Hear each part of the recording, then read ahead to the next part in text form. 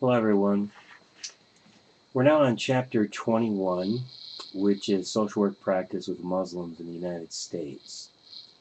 And I would say probably most of us don't have a lot of knowledge or understanding about the Islamic religion, other than maybe what we see in news flashes on the TV.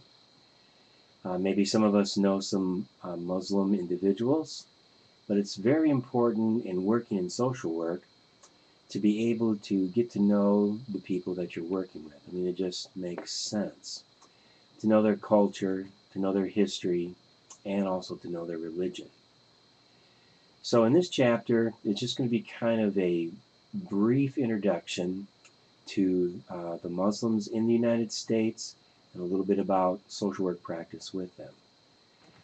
Well, starting off, excuse me, there have always been Muslims in the United States. It's just that they've been in such small numbers throughout most of the country's history that they haven't been in the news or in literature that much, but they've always been a part of the population here. In the last couple of decades, the population of this particular group of people has risen significantly. And there's three primary reasons for this. The first, and I think the biggest, is that has to do with immigration. A lot of Muslim people have been immigrating to the United States over the last 15, 20 years. Another factor in the increase in the population of Muslims in the United States has to do with the high birth rate of Muslim women. And a third, although not as significant, is conversion. People in the United States who are a part of another religion or part of no religion converting and becoming Muslims. Well, that would be the smallest number of the three there. But there has been a significant increase in over the last 2 decades. And it is probably at this time the fastest growing in terms of religion. Islam is probably the fastest growing religion in the world right now. So that's a significant fact to take note of. And along that lines, it makes it very important for us in social work, where we've always had a lot of emphasis on being spiritual or being culturally competent with working with people.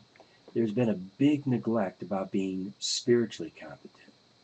And while right now we're talking about spiritual competency, in terms of the religion of Islam, that spiritual competency, I think, is needed with any population that we work with. There'll be another chapter where we'll be looking specifically at religion, but social work has really, I think, to its own detriment, stayed away from spirituality and religion, which just really doesn't make any sense at all, because in some people's life, it's a very significant component of their life. And why, as a profession, should we ignore that when we put such an emphasis on being culturally competent and culturally sensitive? So one of the things about spiritual competency, it is kind of a faith-based form of cultural competency. If we can kind of put it along parallel lines. 3 aspects I want to mention about that kind of competency. One is having an empathetic understanding of your client's spiritual worldview. Now, like I said, really applies to all religions. This chapter we happen to be talking about the religion of Islam. So having a sympathetic worldview, being willing to learn about it, gain some understanding, some appreciation, respect. Doesn't mean you have to change your own view on religion or spirituality, but like with anything else, it's important to get to know this aspect of your client's life. The second thing would be to take that knowledge and that understanding and that appreciation, and when you're doing social work and designing interventions, is to take those things into account, just like you would with anything else. And design interventions and interactions that fit within that spiritual world view to help guide you in working with those people. And the third thing about spiritual competency is just the knowledge of recognizing that we may not have a lot of knowledge, or that we may have misunderstandings or myths or maybe even biases against religions that we're not familiar with or spiritual practices we're not familiar with. A lot of that is just ignorance, and we can remedy that by making a deliberate attempt to gain knowledge and understanding about it. Now, a few things just about basic things about the Islamic religion. Some terms and some facts, and I really encourage you, I'm going to highlight a few things, but be sure you go into the chapter and you read everything, every paragraph, all the words that are in italics, as I've been saying in every chapter there. So these are just some very, very basic things. The word Islam, the most common understanding of what that word means is submission. And in particular, it means submission to Allah, in this case that we're looking at here. And Muslims are individuals who practice this submission to Allah. Those are Muslims. So Islam is the religion. Muslims are those who are the practitioners of that religion. And like most world religions, they have their holy writings. There's the Torah with the Jews, the Bible with the Christians, and with Islam, it's the Quran. The Quran is the revelation from God, from Allah, to the Prophet Muhammad, revealing, God's will for, humankind. And it was revealed to the Prophet Muhammad, the founder of Muhammad, who was born around 1570 AD or so, and died in 1632. Now, so a person who is a Muslim in a relationship there with Allah seeks to follow the way or the straight path of what was referred to as God's precepts, or the word specifically used is Sharia. So following the precepts of Allah and keeping on that path.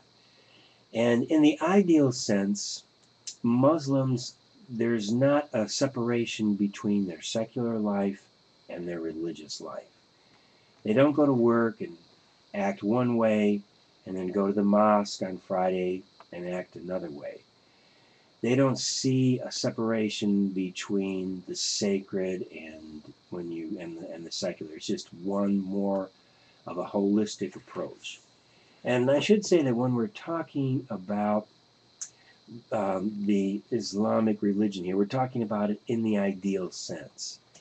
Do all Muslims practice Islam exactly the same, or in this ideal, sense? No, no more than Christians do or Jews do. So when we're talking about these things here in this chapter, we're talking about it in its ideal form, just as we might with Judaism or Christianity. Do all Christians practice Christianity ideally? No. Some Christians, people consider themselves to be Christians, maybe go to church once or twice a year at Christmas or Easter. Now they consider themselves to be Christians, and maybe they do some other, types of good activities and stuff. But just for the conversation we're having, we're talking about the religion in its ideal form. Okay, so a few other things. There are two main kind of expressions and groups of people within Islam. The Sunnis, which make up the vast majority, about 90% of the world's practicing Muslims are Sunnis. And just 10% are Shia.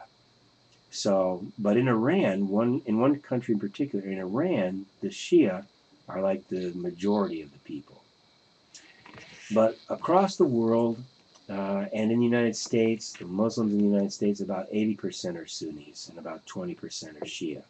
But worldwide, the vast majority of Muslims are Sunnis.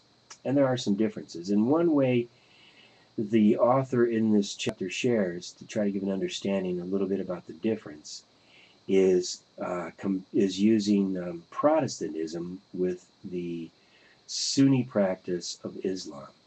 So if you're familiar with Protestantism, Just in brief, more of a direct relationship with God. There's no priestly class or scholarly class that is between the individual believer and God.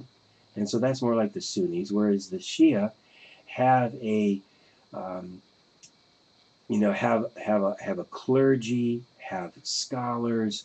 Those are the ones who interpret the law and interpret the words of God and bring them to the people. And the Shia is more compared to Roman Catholicism, where you have a priestly class who are in some ways kind of the intermediaries between the people and God. They study the words of God. They speak the words of God. And for instance, in the Catholic Church, for a long time, the words of God were spoken in a language that really people didn't even know or understand, Latin. And so you had to have a certain small group of people to do that. So there are differences. Not all, not all people who believe in Islam are practicing it exactly the same way. Okay, that's part one. Tune in for part two.